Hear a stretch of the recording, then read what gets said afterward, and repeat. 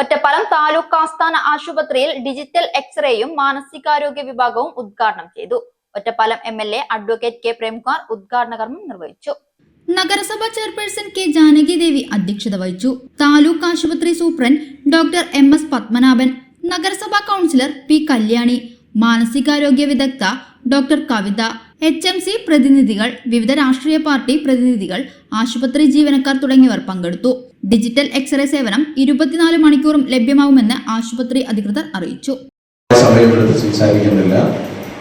ഒന്ന് സൂചിപ്പിക്കാനുള്ളത്, നമ്മുടെ നാട്ടിൽ ഗവൺമെന്റ് ആശുപത്രികളിൽ നൽകുന്ന സേവനത്തെ സംബന്ധിച്ച് ഇങ്ങനെ ഉദ്ഘാടനമൊന്നും നടത്തിയിട്ടില്ലെങ്കിലും നമുക്ക് സേവനങ്ങൾ നൽകിയാൽ മതിയോ എന്ന് ചിന്തിക്കുന്നവരുണ്ടാകും.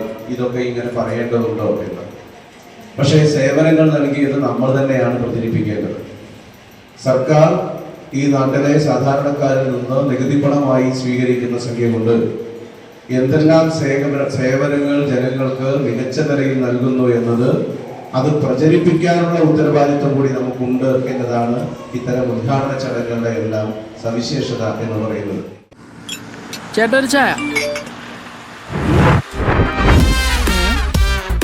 സൂപ്പർ ഫാസ്റ്റ് ആണല്ലോ. ഇതെന്താ കേരള വിഷൻ വൈഫൈയാ?